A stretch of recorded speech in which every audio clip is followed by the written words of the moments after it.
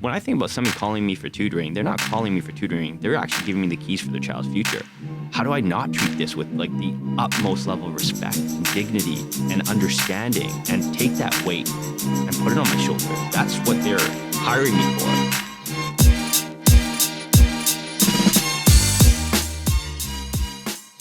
What is up, ladies and gentlemen, and welcome back to another episode of Ameer Approved. Today's special guest is my good boy, Sonny Verma. Good to see you, my man. Brother? Now, before we get into Sonny's bio, a couple of house cleaning notes. Number one, like always, if you're watching this on YouTube, hit the subscribe button and make sure to hit that little notification bell. Because you know what YouTube does these days? I'm not too sure, Something's happening in the algo. People aren't kind of getting my new updates. So make sure you hit that notification bell. And number two, if you're listening to this on iTunes, I would really appreciate if you leave a review. Each review helps. And in fact, for people who do subscribe and leave a review every single week, I'm picking 1 to 2 lucky winners to receive $20 in Bitcoin. So be on the lookout for that. Exactly. Nice. So without further ado, our special guest, Sonny. So Sonny Verma is a CEO of TutorBright, one of the world's leading in-home tutoring company that provides world-class mentoring. Yes. That's amazing, my friend. Thank you. Now, the reason why I have you on is, well, number one, you're my boy. We know each other for a while. It's been a long time, man. I know. I think it's almost like 8-9 years. Yeah. But I still don't know the whole story with TutorBright. Yeah, all right. After 8 years. Well, what better place than right now? Exactly. So why don't you kind of take us through from the beginning, the inception, how you built it, and then what you guys are currently focusing on today. Yeah. Oh, wow, man. It's a journey, I'm man. going to age myself a little bit. Let's so do this is definitely over 10 years Humbling ago. experience. Okay, so I would have to start like way into my childhood. So when I was growing up, I grew up in a small city called Thunder Bay. Have you ever been? Thunder Bay? Yeah. I have. Okay, wow. Once. Why? Never back. Yeah. Exactly. Why was it there? It's a Canadian thing to do, eh? Yeah. Go check it out. Check it out once and never come back. That's right. I mean, I got to give homage to that city because I grew up there. But You're the second person I know from Thunder Bay. Oh, wow. I'm pretty sure John. Do you know John Naster? It's so familiar, man. He's in Toronto. He's from there too. Okay, cool. There's a few of us here. Yeah. So when I was growing up, I had a really, really cool experience. When I was 6 years old, my parents declared personal bankruptcy. So you are unfamiliar what personal bankruptcy is in Canada. It's, I guess, the Canadian version of poverty. Many times you skip a meal. You don't have, you don't have any material good. But during that time, although my family couldn't provide much, what my parents did do is unconditionally love me and gave me infinite amount of that. So although I was dead broke, I really, really never felt poor. If anything, I always say this. Poverty was my richest experience. It was my school. It was my true educator. Because what it taught me is that in life, the most important thing that matters is your time, not what you have. And when you have nothing, all you can do is enjoy your time. So it was like this really, really dope experience in the sense that, like, I've learned through a really interesting way that you don't need anything to make you happy. And then as things progressed, my parents did much better. I ended up going to university. After my undergrad, I didn't know what I was going to do. So I go do a master's. I learned to my master's that I didn't really belong there because I was too young to do the program. And I'm probably a little bit too rambunctious and kind of wanted to go out more than I wanted to study. But I did graduate. And one of the biggest takeaways in there is that because everybody's older than me when I did my master's program, that they all have this world experience. So I was like, shit, I should go experience the world too. Went to go backpack Southeast Asia, Australia, fell in love with the places that I seen. I couldn't believe how much. What I learned from travel is that I thought I was going to go see the world. Instead, I saw myself. And it was such a interesting part because all my identities that I had growing up were completely shed. Like every time you meet a bunch of new people, you could decide who you're going to show up as. So when I came back to Canada, I got a job as a management consultant because I had to pay off my student loans, I had to pay off my travel fees. And I realized at that time that honestly, man, that life is too short to have a shitty job, ever, right? Like we say something to go get the experience, but it is too short to even have a shitty job because guess what? You have no fucking clue when it's going to end, right? So for me, I was working as a management consultant, hated my life. I had the cases of Mondays every single day of the week. I'm not kidding. Like every day I'd wake up with this pit in my stomach being like, what am I doing with my life? I show up to work. I could not wait to get out. Man, I used to like lie about going to the bathroom so much so I could like avoid showing up to my desk, right?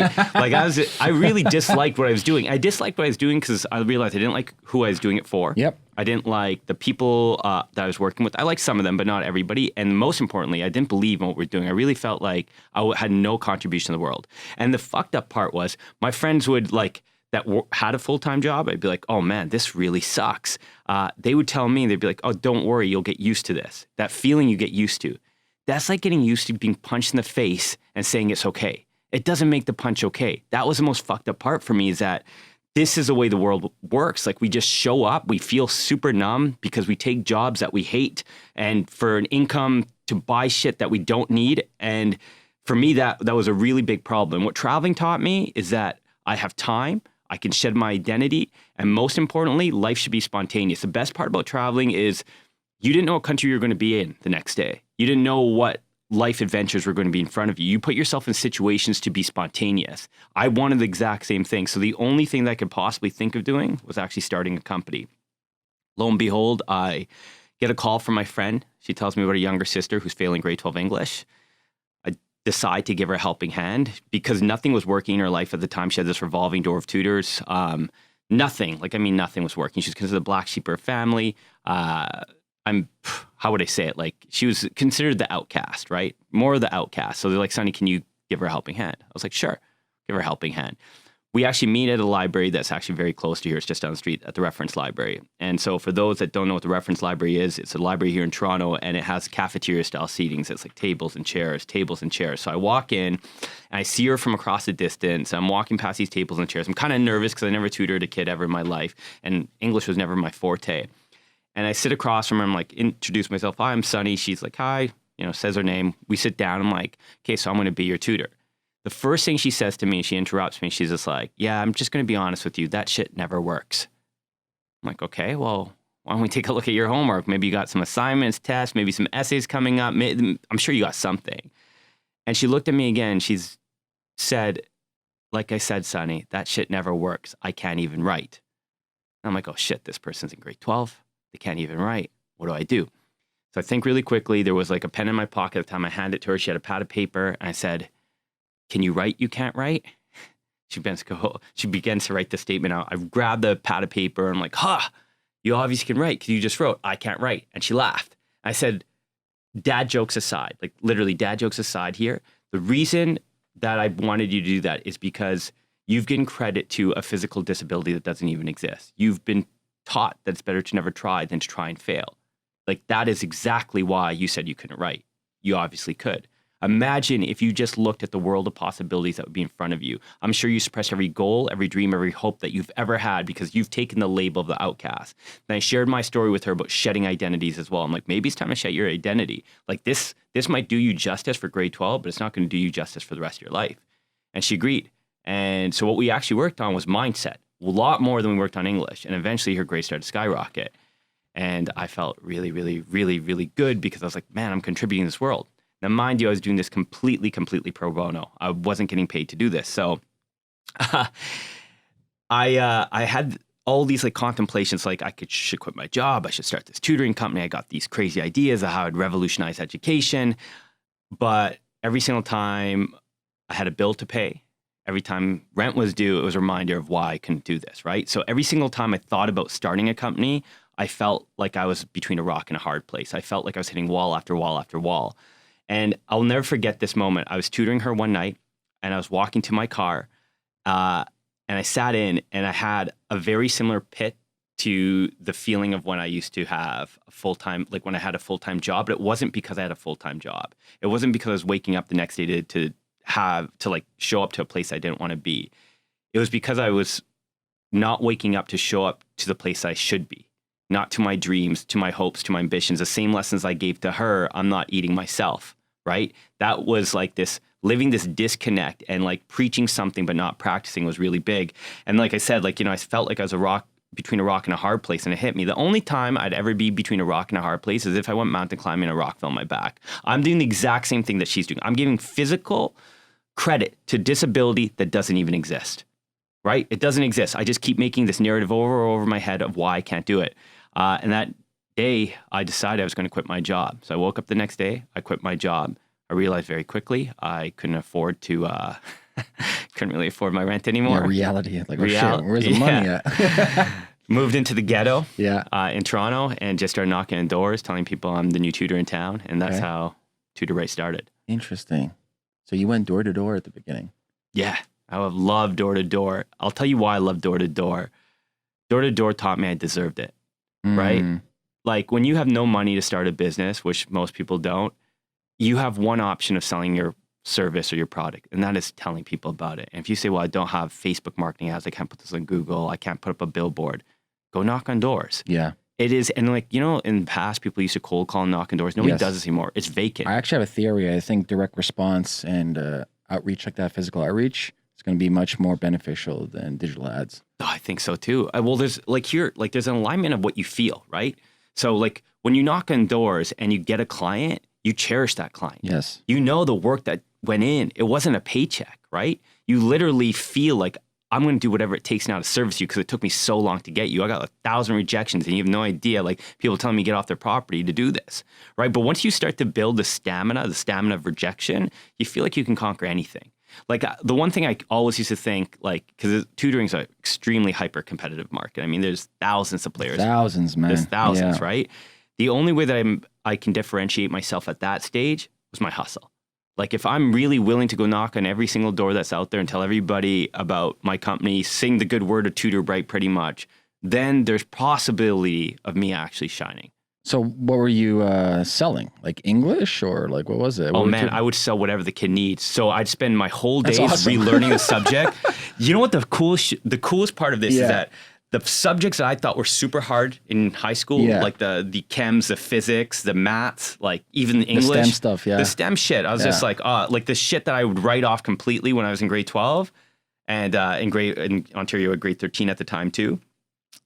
Then I end up now teaching it. And what I realized, 99% of the shit that I thought was hard was actually easy. It's just the way it was taught to me. Yes. It's the way I approached it. It's like when teachers like stand up at the back of a board and say, listen up because the next unit's hard.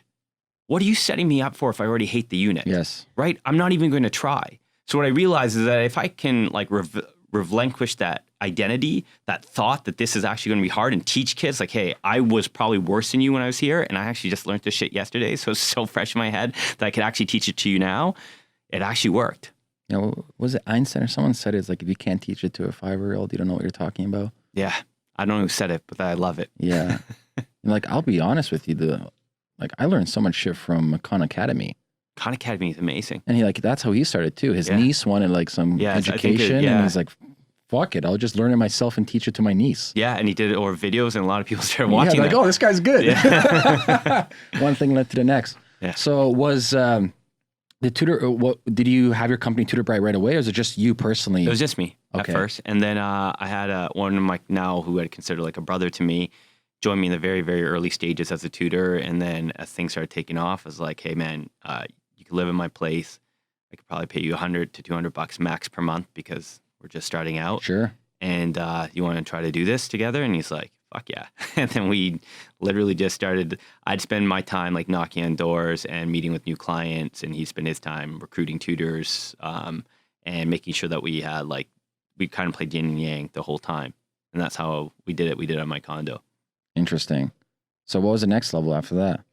We got an office. Okay. And that was kind of like a big move because like moving it out of your place gives you a sense of, one, a respect for the workplace and respect for your home, right? You don't ever feel like you can't get out of the endless trap. And the second thing, it puts you in an environment to meet other people who are doing great things too. Luckily enough, my office space was actually across from one of our friends, Anthony Ranella, who you met, I think, at the same time that we met. And in that, the conversation started happening about how great would it be if we could actually change the world, right? Like that beautiful entrepreneurial conversation. So when those conversations started to happen, it started to ignite something in me and think like, wow, why don't we go for something a lot bigger than just a regular tutoring company? Why don't we really try to make this expand? And then we started to look at what everybody else did in my industry, and that was franchise. So we decided to jump in the franchise train. And in 2011, we awarded our first franchise. And how did that process look like? It was amazing. So we took the remainder of the money that we made, we invested it in marketing by going to different franchise shows. In our first franchise show, I met my first franchise partner. He loved the concept. He's like, hey, I'd love to do this. I'm like, cool. Then we went to the next franchise show, and I think we met our next 5 people there. And then we signed to the biggest franchise broker in the world to want to broker us out. And then we started to really, really start to take off. And that was probably like 2013-ish. 2014, we were probably across 40 cities, maybe 30 to 40 cities at the time. And it felt really good in terms of the breadth in which we were across, but we weren't going depth with every one of our students. I noticed that. And it's because we franchised. It was because we took a scaling model where you can't really have much control over it. So so much is going to always be contingent on the people that you're going to bring on as franchise partners. I also saw like the demise of some of our competitors who went hyper franchise as well, and watching them kind of like hit these crazy peaks and now just start to go down. Thinking in my head, I didn't do this to franchise. I did this to change the lives of the students that I come across. So why am I taking the chance of scale versus going in depth with each student? So in 2015, we decided to kind of turn everything around and start to acquire some of our franchise partners back and keep the ones that we thought were great and try to run it as a corporate model. Yeah. Corporate model instead. Yeah. I see that more and more these days. Yeah. Well, I mean, I think today more than ever that, like as consumers, what do we buy? We buy feeling. Yes. Right? Like experience. We buy experience, we buy feeling. We don't just buy the product, right? Like I want to know the story of the shirt I wear. I want to know the story of my shoes. I want to know the story of the services that I buy. And that story makes me tied to that, makes me feel like I made a good investment, right? So it's not just going to like H&M and buying a shitty t-shirt. It's, I want to go to the other store because, perhaps if I buy that t-shirt there, they're giving another t-shirt for free to somebody that perhaps needs it. So all these stories are the stories that align with my values, my beliefs. And I think everybody buys like this right now, right? We think very heavily about where we're actually going to make purchases. And I think we've never been more, not just socially conscious, but just more conscious in general. Right? Like we are thinking a lot differently than what we used to think. So for me, I know like, when I think about somebody calling me for tutoring, they're not calling me for tutoring. They're actually giving me the keys for their child's future. How do I not treat this with like the utmost level of respect and dignity and understanding and take that weight and put it on my shoulders? That's what they're hiring me for. So if I treat it as I'm just going to show up and just be another tutor in that child's life, that's all I'll ever be. But if I show up as somebody that's really wants to be their mentor, really somebody that cares for them, really somebody that they can confide in a lot more than their academics, and perhaps I can take them a lot more outside their academics, show them what they're capable of even outside school, pretty much in everything and anything that they're ever going to put their mind to. What was your acquisition strategy though? Like how did you get to the growth that you are today? Once you decided that you want to go take the corporate model, what was your kind of strategy for that? Care. At the end of the day, I think we forget how much people talk when they love a service or a product. I knew if I cared, like I really, really cared for the client. Like, is there some examples you can share? Oh yeah, for sure. Well, for example, so I was just telling you recently, like I'm way back into my business, kind of like day one. Day one, back in the hustle. Like day one. So I haven't, it's been years since I really met with clients. I'm meeting clients every single day now, and I was sitting with one. We're doing it digitally we have our own virtual platform. I believe the student, I think, lived in Edmonton, and it was funny because I was like, what do you want to be when you're older? Like I actually asked the question a little bit differently. I said, if you could be anything, what would you be? And he looked at me, he's like, well, I'm going to go into business. I was like, I didn't ask that. I said, if you could be anything, what would you be? This kid's in grade 12. He's like, well, I really don't know. I'm going into business because that's what everybody does when you don't know what you want to do in university.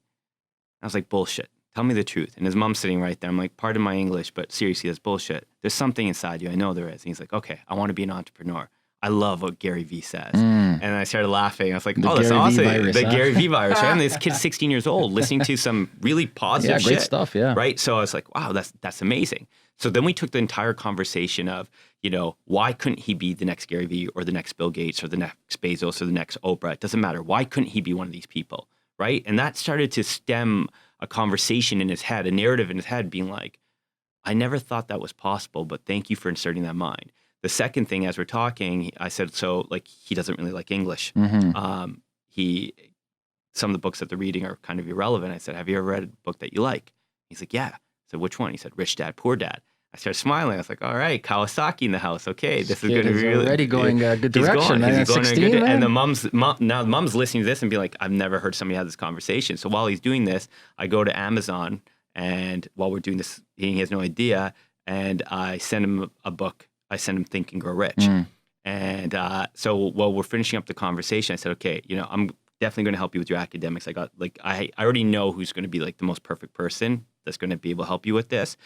I will, every single one of your goals that you told me, we're going to talk about the habits and behaviors and actions you're going to modify to change them. So one of those was like put away his phone when he does his homework, to always complete his homework, to ask his teacher for extra support, especially when he feels like he's falling behind, how to YouTube things like the Khan Academy and use them for opportunities to gain better academic excellence. And then I told him, I'm like, hey, I'm going to send this to you, put your name at the top, and fill in your goal. I want you to list all the changes you're going to make, and then I want you to sign off with love. That's going to be a contract between you and yourself, and that's going to be the most important contract you're ever going to sign.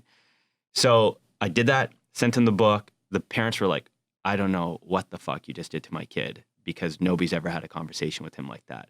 So that's what I mean by care, is seeing something in somebody that they can't see in themselves, or perhaps that they want to see in themselves, and showing them that it exists, especially at that age. When you're at that age, when you're most fragile, like you feel probably the most insecure that you ever going to feel in your life. And in those moments, to have somebody that's not your parents that tell you that you're capable of something, I think sets the tone for the rest of your life. Do you think that's an ongoing trend? Do you see most people are just not being told they can do it, or? Man, okay, so get this. Yeah. So every time I used to meet with a kid, I'm starting to do this again. Like I told you, I asked the question of what do you want to be when you're older? And if you could be anything, what would it be? So especially when I'm working with young kids, if I say, what do you want to be when you're older? I'll get a doctor, lawyer, engineer, cop, nurse, whatever. It's the same shit I said when I was growing up. It's probably the same shit you said when you're growing up. Generationally, this shit never actually changes. Then I say, hey, here in my hands, a magic pill. If you swallow this magic pill, you could become great at anything. What would you become great at? Now their eyes widen, there's hesitation, excitement in their voice, their ears perk up. And this is when I hear, I want to be an entrepreneur. I want to cure cancer. I want to be a world leader. I hear these crazy, crazy ambitions, right? But there's a really sad underlying story. I pretty much ask the exact same kid the exact same question. I say, what do you want to be when you're older? And if you could be great at anything, what would you be? Yet the answers are distinctly different. Why? So it makes me think, why do we suppress our dreams at such a young age? And you know what parents used to say to me? They'd be like, Sonny, that's amazing that you got my child really excited about their future. It's amazing that you got them feeling ambitious, but can you please simmer down? Let's be realistic. Let's be realistic. Can you please simmer down? I say, why would I simmer down? They're like, we don't want to get their hopes up.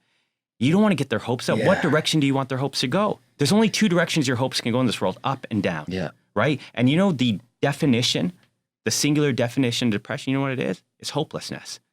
So we are wondering why we have a rise of depression, anxiety, and sadness in this world is because we ourselves protect ourselves by saying, I don't want to get my hopes up.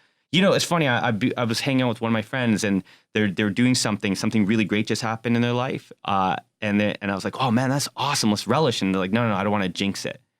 That's not getting your hopes up. That's fucked up, right? When bad shit happens, we dwell. We are so good at dwelling and nitpicking everything that we did wrong, so we can prevent it for a future. But when things go right, it's like, whoa, I don't want to go in that realm in case it doesn't happen. I don't want to get too excited that the future could actually be good. So we sit there, and I'm telling you, man, I see this in kids. I see this in it. Not just kids. I see this in adults. I see it in parents. I see it. Everybody, man. I always say this question: how's that working out for you? Yeah. When people tell you something, and I look at them, I'm like, how's that working out for you?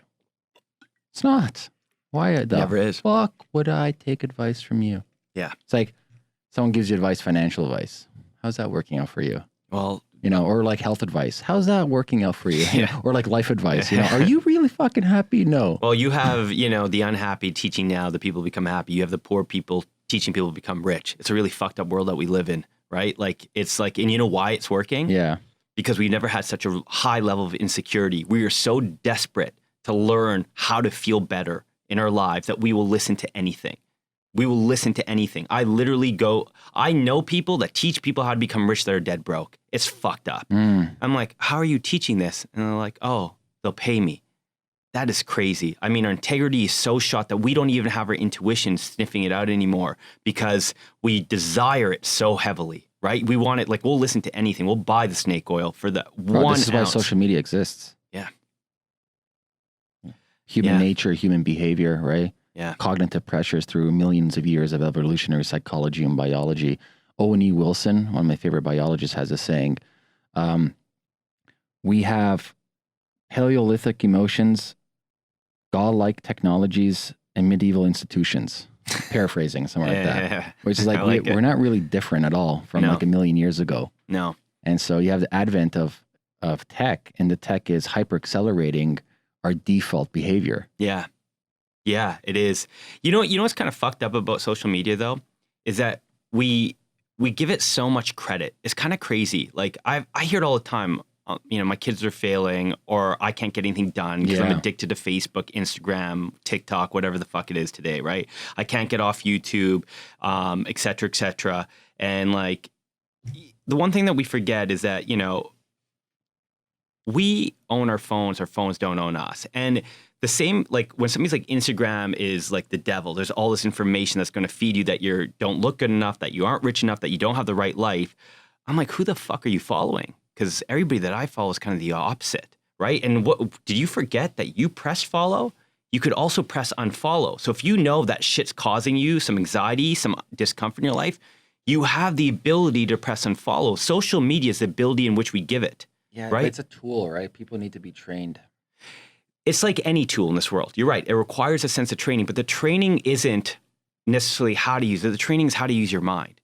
To know that you have the capacity in changing this, right? You could use it as a source of all positivity, right? If you follow people like that kid who follows Gary Vee, right? And it's like, man, this is making me feel really good. What if I could be better than what I currently thought I am, right? What if Gary's right? Why am I not putting myself forward for my dreams? Maybe I should be doing that. It's an amazing tool, right? It's the same way that I could have spent watching, like, I don't know, or reading books back in the 90s because we didn't have social media. It's how you access it. And the fact that I don't ever want to give credit that I didn't press follow. I never want to do that. I'd never want to be like, oh man, this is ruining me. Like, this is ruining me. Then you can also press the delete button too. Like, it's all in our control. So why don't we take back that control? Why don't we change our mindset that we've chosen this? Because the second that you realize you chose it is the second that you realize you can unchoose it. It's ownership. It's ownership. People play 100%, victim hold man. card as opposed to ownership, because ownership is more, you have more vulnerabilities, it's more exposure, it's the responsibilities on you.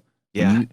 This is why I always recommend this book. But I read this book every quarter, but Viktor Frankl's Man's Search for Meaning. It's one of the best books out there. Like every quarter, it's on my Audible. It's literally every quarter I re-listen to it.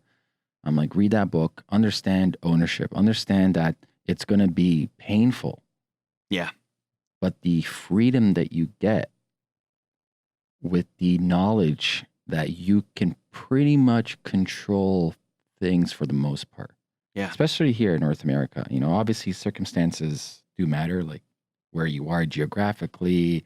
Can you say certain things? How do you behave? But in North America, man, sky's the limit. There's so much opportunities for people to gain from here. Let me kind of switch back over here. So that's the side of the clients, you know, going above and beyond, talking to them, just being human, human level. Really, not talking to the person, but listening to the person. Yeah. Right? Really understanding it. What did you do then to attract really good tutors? That's probably the largest challenge, is that our demand always supersedes our supply. Your right? demand supersedes your supply. Always. I can never hire somebody who I don't think has the capacity in changing somebody's life, right? The difference between TutorBrite and everybody else in the marketplace is that we look at the holistic approach, right? I don't think of, it's like, let's say somebody wants to go lose weight, right? And they go see a personal trainer, but they don't have a dietitian, or they don't understand the calories that they're actually the putting in. package isn't there, man. The package isn't there, right? So it's the same thing. Like, if you don't have the mindset and the right approach to academics, then you're going to hate academics. So we have to take a very, very strong holistic approach for every single student. The second thing is that with tutors, one of the coolest things that we've done is develop, and it's launching really soon, it's called the happiness curriculum. Now, this curriculum looks at everything from how do you change your negative self-talk, to how do you do goal setting? Because it's really fucked up that you don't learn goal setting until you're in your mid-20s. Sure. Right? Yeah. Like a 6-year-old can learn how to goal set, right? Definitely. It's extremely important. It teaches you about gratitude and how that becomes an underlying emotion. That should be your default emotion. So instead of like trying to practice gratitude and bring it to emergence, let's try to make it your default emotion, right? And then it also teaches us how overall to become resilient. And a lot of people say, well, like, how do you teach people to become resilient? Through narratives.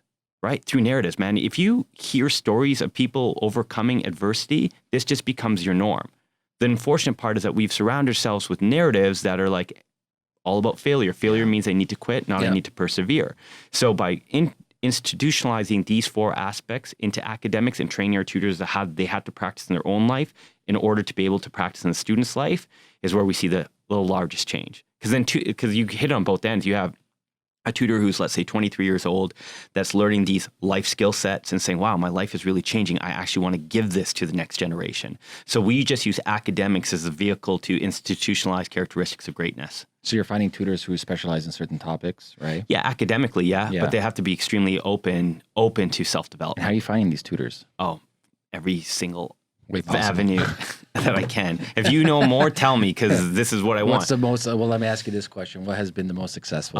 Partnerships with universities, when I do talks, and paid job banks. And then I guess you have multiple rounds of different interviews. It's like a filter system. Yeah, you got down. it. Yeah, that's exactly it. They go through a screening, then to an interview, then through an orientation. And if they pass all that, then they're good to go. And then we have to do, right before they're about to take on any student, there's an in-depth call.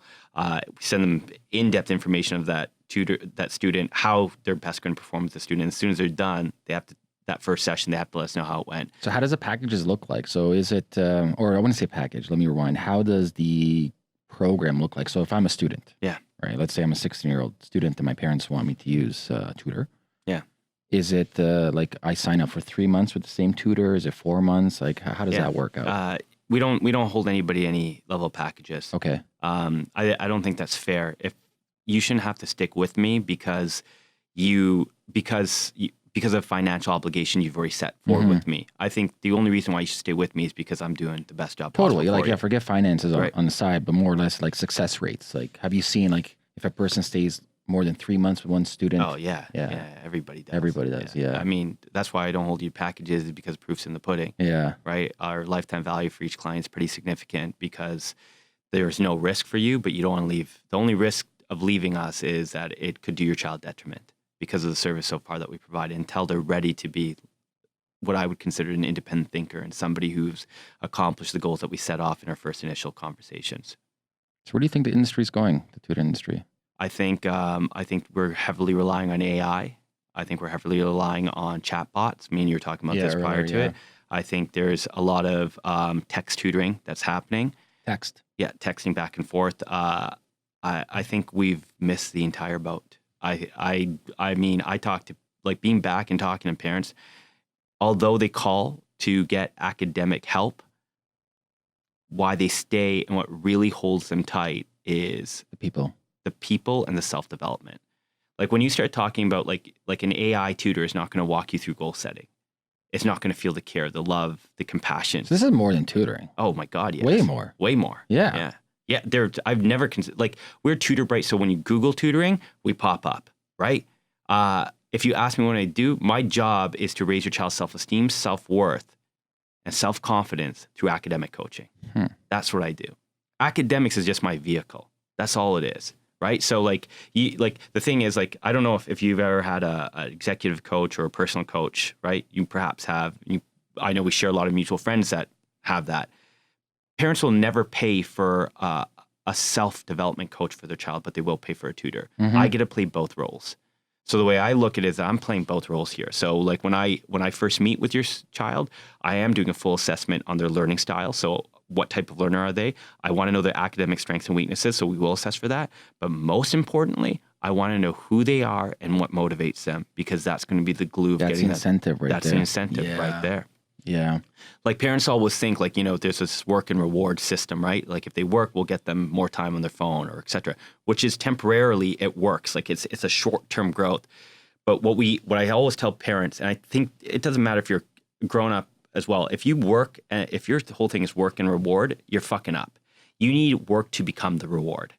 When work becomes the reward is when it feels really good. It means when you're addicted to progress, right? For example, we were talking about kettlebell training before this podcast, right? Because you used to, were you Canada's like champion? Yeah, 2012. Something like So that. dope, right? So many dope. different lives I've had. Right? It's amazing.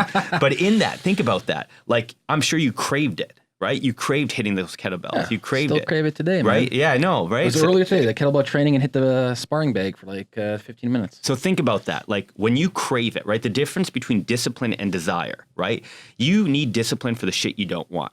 You need desire for the shit that you want. If you can convert all the things that you need discipline for into your desires, man, are you living a good life, right? That's when you start to be like, shit, this is fucking awesome, right? And that's when a kid's like, I hate calculus. Well, let's make you love calculus. I'm not saying you're ever going to need calculus, but I want you to get in love with the progress of improvement, of showing yourself that you're capable of so much more than what you gave yourself credit for. That's that addiction to improvement, right? The addiction of progress. That's the most addictive feeling in the world. That's why we go to the casino, right? Whether we're up or down, we're still going to play, right? It's progressive by nature. Yes. So at the end of it, what we need to get people to, right? We need to get them to start thinking that progress is what I should be going for. Correct. And less helicopter parents. Yeah, man. That's, we helicopter our kids. Even the whole society's helicoptered, man. Like, dude, we helicopter ourselves. I know. Right? And we limit, like, that's the whole protectionism, right? So we've been taught, we teach ourselves, like, prepare for the worst and hope for the best. That's just a level of protectionism, man. You should be hoping for the best and preparing for the best. That is, preparing for the best is the number one form of visualization. You first have to see it in your mind before you see it in your life, right? Whether that be good or bad. If you can use this for your good, that means you got to visualize it. Yet we don't do that. Like the way I look at it is, if it's raining outside, bring a fucking umbrella. Prepare for the worst, right? But for every other thing, when it comes to everything you ever want to achieve, you have to prepare for the best. You have to accept that it's going to actually be coming. And then, of course, hope for it as well. And we've helicoptered ourselves being like, I don't know. I need to protect myself. What if that doesn't happen? What if this relationship doesn't really work? What if they really don't love me? What if my boss really does fire me? What if the economy does crash? What if Bitcoin goes down again? What if blah, blah, blah? Good. Please go down. We all buy in, right? But it's all that shit that we've conditioned ourselves to protect ourselves, right? The what ifs of everything going wrong is the same thing as a helicopter parent, right? Like, I got to make sure, I got to protect every angle that they don't get hurt. I got to hover over them to make sure that they're capable. It's funny. I ask parents, what's the number one thing that you want your child to become? They all say, I want them to become an independent thinker. I think we use this term without even knowing what it means. What it means, yes. Right? Independently thinking means I won't conform. Irrespective of what my parents think or what society thinks or what my teachers think, I'm not going to conform. I'm going to listen to my intuition, to my heart, and go for that. Yet, if you're hovering over them, watching every step, and then guiding them accordingly, they'll never become an independent thinker. And if we do that to ourselves, we'll never independently think. We don't understand. We have the capacity of limiting ourselves so much, but we also have the capacity of removing all our limitations. But we have to first be aware that we've imposed these on ourselves. Of course we have. Yeah. Everyone falls into the hedonic treadmill too, right? And then, Aesop's fable with the fox and the sour grapes. And so, the story is the fox tries to get these grapes, eventually fails, and makes a narrative in his mind that these grapes are sour. Yeah. Right. To justify the fact that he failed. And so people are always justifying, why they haven't achieved their XYZ dreams or whatever. And so they always carry these belief system onto others, right? Because if they can't do it, how can possibly Sonny do it? No way. You can't do it, bro. And so it's a vicious cycle, and it perpetuates even worse when you hit the educational system as well. Like, I never finished high school, man. I got kicked out in grade 9. I remember I was like 14, 15, starting grade 9. And I remember the guidance counselor reaming me about something. I'm like, what the fuck? I'm making more money than all you guys. What the fuck do I need this shit for? And they kicked me out and never looked back. I barely passed elementary school. And so when I look at all these like systems, I'm like, how can you sell this to people? It doesn't work. Like, you're actually selling the story of like, just fall in line and finish this degree and magic things are going to happen to you. Are you really selling that story? I've never ever met somebody who ever just followed a linear pathway to success. Never. I've never met somebody who said, I did well in high school, so I got into my university of my choice. So then I got my master's program. So then I got my dream job, and then had the best life of ever. No, it's riddled with insecurities because we listen to everybody else on what was right. Every time that we listen to our intuition, it's completely illogical, but the only logical thing to do is to listen to your intuition, whether that be drop out of school. That's what Aristotle said. Did he? Of course, wow. yeah. I didn't even think I was quoting Aristotle. There you go. I thought it was a Sonny Verma original. But in that, the way I think we have to like remember that it's not even that success is like this up and down, backwards way of achieving something. I think we have to just remember that nothing is linear. Nothing. Crazy cool shit, opportunities happen to you in moments that you could never even imagine, right? It's like you get halfway met by the universe in some like beautiful mystical way that you're like, shit, I didn't even expect this thing to happen, and it happens, right? And that's like every single success story. That's when like somebody's like, yeah, I got really lucky, right? Yes, some cool shit happened that you could never predict. That's how we define luck. It's like I had no idea this shit was going to happen, other than the feeling of that something good was coming. Right? Like that feeling of like, hey, something good is coming. I'm putting in my time, I'm putting my energy, right? And sometimes that feeling something good is coming is dropping out of school. And many times it is. Like, I mean, it's funny because like I was talking to a parent the other day telling me like, they want their kids to be like, then they want them going to technology, like to computer sciences, because they want them to start a big tech firm. And then I was like, so why do they have to go to school, right? Because the kid's like, I don't need to go to school. And they're like, well, you got to go to school. You got to get your degree. I'm like, I'm going to politely interrupt, but Bill Gates dropped out. Zuckerberg dropped out. Jobs never went. If you're talking about like tech icons that you want your kid to go, to me, it almost makes more sense that they don't go. I mean, if you want to talk about the statistics of success with the money behind it, this is probably more likely that if they go this route, this is another opportunity. And so most people, like, we've been so conditioned to think that there's one way and only one way. Man, think about the pressure. Right now, if you fucking don't get a decent mark in grade 12, like, you're told your life is over. You're told your life is over. That's fucking crazy. You're like 16, 17 years old and you're like, you're fucked. You're fucked. You just fucked up everything, right? This is crazy shit. You're not fucked. You can always go back. You can drop out. You can still do great things. But we have told people that you are fucked. And I see this. I see, man, like the amount of parents that tell me, the number one symptom that parents say, they don't sleep anymore. They don't sleep anymore. They're always stressed. They're always crying. Yeah, because we fed them. I don't know if the parents did, but I know society's fed them a narrative that they're fucked. Right? You don't do well in grade 12, you're fucked. What school's going to accept you? That emptiness, that feeling? The one thing that I realized, the biggest insecurity in this world is not belonging. Right? You feel like you don't belong. What are we telling people when we're saying, well, we need to help our kids, we need to help our society, we need to help our adults feel like they belong? Then let's stop fucking creating exclusivity. Let's stop telling people they're fucked if they don't do A, B plus C. Because this constant narrative that we fed each other, like we fed it to each other to justify our own shitty fucking actions, is a problem that we all have to now live by. And we don't understand that we impose this year after year, generation after generation, hoping that it's going to somehow justify what we've done with our lives. It never does, right? That's why, why people are attracted to entrepreneurs now? Not because it's the money, it's because of the freedom. That's what it's like, wow, you get to pick your own schedule? Yeah, it's called 100-hour work weeks. Yeah, but when work is love, man, when work is love, right? Yeah. Right? But like that's the difference. You get to pick your own schedule? Yeah, I do.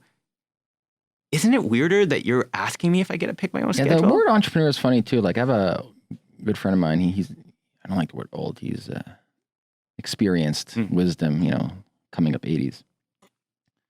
And, from Europe. And he's like, it's like this word entrepreneur is like, when I was growing up, everybody was that.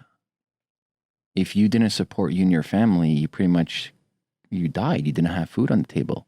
So this new high of entrepreneurism is just the natural way of living. Like back in the days, like you had to farm, you had to hustle, you had to provide your own crops and cattle, and then maybe you traded that or sold it for some other goods within your village. People didn't grow up, and he didn't grow up in a metropolitan, like maybe a village of like 4,000, and the other village knew people. Everybody was self-sufficient. Everybody was an entrepreneur. And It's hilarious. Like right now, we're going around full circle. That's why you see the gig economy coming up. Yeah. More and more people are like, well, fuck this 9 to 5 full-time bullshit. It's like, if I can do my little hustle on the side and then focus on what I like to do, why not? Yeah. So like when I view the word entrepreneur, I like to like substitute with like just self-reliant. Yeah. It's like, regardless of what you're doing, how much money you're making, it's still the responsibility is on you. And that's the freedom. The fact that everything's on you, like I mentioned at the beginning, that is true freedom. Yeah. Then you can sit back and be like, man, I can design whatever the fuck I want to design. Think about that. Think about that. What a beautiful way to play in life, that everything is on you. Yeah. You get to design your future. You get to use things that happen in your past to construct the future and the reality that you want. That's fucking amazing, Plus, man. life's too short, man. There's so many things to do, man. You never know how things can change. Like I look at my parents, like my dad went through 3 wars. Yeah, shit. World War I, World War II, and the Yugoslavian Civil War.